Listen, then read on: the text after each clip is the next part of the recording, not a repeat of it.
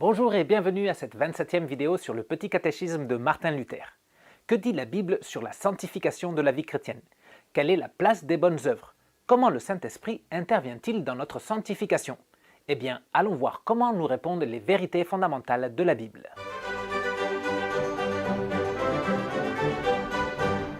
Dans la vidéo précédente, nous avons vu que le Saint-Esprit nous sanctifie, qu'il nous rend saints en créant en nous la foi. Nous allons parler maintenant de la sanctification de la vie chrétienne, de comment le croyant en Christ doit vivre cette sanctification opérée par le Saint-Esprit. On lit dans 1 Thessaloniciens 4,3. La volonté de Dieu est que vous soyez saints. Dieu nous a libérés du péché par la foi en Jésus-Christ. Il nous a rendus saints devant lui. Ce qu'il souhaite, c'est que nous vivions cette sainteté dans notre quotidien en nous séparant du péché et en nous détournant du mal. Le drame, c'est que par nous-mêmes, par nos propres forces, on ne peut pas le faire. Lisons ce qu'en dit l'apôtre Paul dans Romains 7, 18 et 19. « Ce qui est bon, je le sais, n'habite pas en moi, c'est-à-dire dans ma chair. J'ai la volonté, mais non le pouvoir de faire le bien, car je ne fais pas le bien que je veux, et je fais le mal que je ne veux pas. » Nos péchés nous ont été pardonnés. Dieu nous a déclarés innocents en nous pardonnant. Mais la nature pécheresse que nous avons héritée en Adam continue d'être là. Le mauvais penchant, ce que la Bible appelle la chair, notre tendance au mal demeure en nous. Cette nature ne disparaît pas. Alors, afin que nous puissions mener une vie sainte, le Saint-Esprit doit agir avec sa puissance en nous. Il est dit dans 2 Corinthiens 5, 17. « Si quelqu'un est en Christ, il est une nouvelle créature. Les choses anciennes sont passées, voici toutes choses sont devenues nouvelles. » Le Saint-Esprit nous a donné une nouvelle nature avec la foi en Jésus-Christ. Il nous a donné la nature spirituelle par laquelle nous vivons en communion avec Dieu et par laquelle nous souhaitons à présent faire sa volonté. Le Saint-Esprit nous a donné une nature qui nous fait vouloir être saints aussi dans les aspects du quotidien. Nous avons donc deux natures, la nature pécheresse qui ne pense qu'à ses propres désirs et la nature spirituelle qui aime Dieu et veut lui être agréable. La vie chrétienne, la sanctification de notre vie est une lutte constante et féroce entre nos deux natures. Cette lutte dure tout au long de notre vie sur terre. Nous sommes donc sanctifiés par le Saint-Esprit et nous devons sanctifier notre vie en ce monde en suivant la nouvelle nature que le Saint-Esprit nous a accordée. On lit dans Galates 5, 22. « Mais le fruit de l'Esprit, c'est l'amour, la joie, la paix, la patience, la bonté, la bienveillance, la foi, la douceur, la maîtrise de soi. » Le Saint-Esprit ne nous abandonne pas dans notre lutte contre la chair et le péché. Il sait que c'est une lutte acharnée et il nous donne tout ce dont on a besoin afin de vivre selon la nouvelle nature et vaincre les tentations. Nous devons utiliser l'amour que le Saint-Esprit a créé en nous afin de vaincre la haine qui se présente dans nos cœurs. Nous devons faire usage de la joie du Saint-Esprit lorsque la tristesse et le découragement veulent nous envahir. Nous devons prendre la paix du Saint-Esprit et la mettre sur le devant dans notre lutte contre l'inquiétude et l'anxiété. Nous devons faire preuve de patience lorsqu'il semble qu'on arrive à bout. Nous devons faire usage de la bonté que le Saint-Esprit a mis dans nos cœurs lorsqu'on est tenté à se venger ou à faire du mal à quelqu'un. Nous devons mettre en avant la bienveillance que le Saint-Esprit a créée en nous lorsqu'on est tenté à tourner le dos à celui qui a besoin de nous. Nous devons faire preuve de foi face aux situations qui s'avèrent difficiles à surmonter. Nous devons montrer la douceur du Saint-Esprit lorsqu'on est tenté à rendre mal pour mal. Nous devons utiliser la maîtrise de soi que le Saint-Esprit nous a donnée lorsqu'on est tenté à faire des choses qui sont contraires à la volonté de Dieu. Lisons le psaume 51, 10 et 11.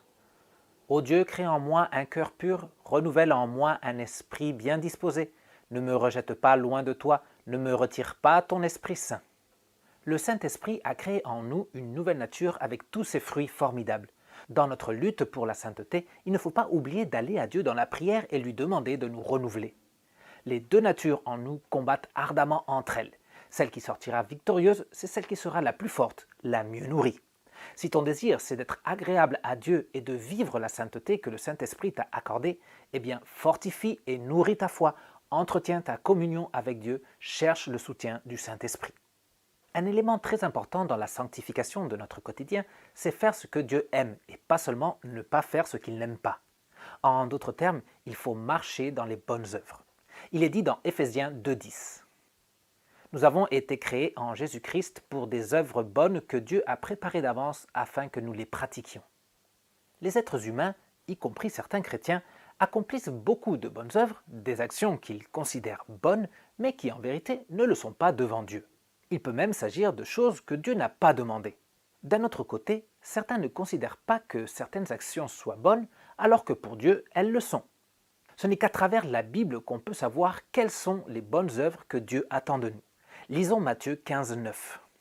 C'est faussement qu'ils m'honorent en donnant des enseignements qui sont des commandements humains. Vivre la sainteté dans le quotidien, c'est chercher à accomplir ce que Dieu demande, ce que Dieu attend de nous, ce qu'il a déjà révélé dans sa volonté.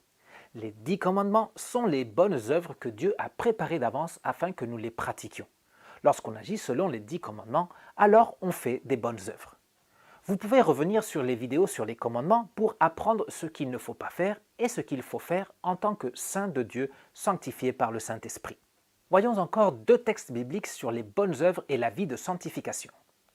Votre lumière brille devant les hommes afin qu'ils voient votre belle manière d'agir et qu'ainsi ils célèbrent la gloire de votre Père céleste. Matthieu 5,16. Comme de bons intendants des diverses grâces de Dieu, mettez chacun au service des autres le don que vous avez reçu. 1 Pierre 4,10. Dans ces textes, nous avons 2 indications supplémentaires sur les bonnes œuvres et ce que doit rechercher le chrétien dans sa vie de sanctification. Seules les œuvres que nous faisons pour glorifier Dieu sont bonnes. 2 personnes peuvent être en train de faire la même chose, mais l'une d'elles cherche à obtenir un profit personnel de cette action, tandis que l'autre cherche à ce qu'on en remercie Dieu.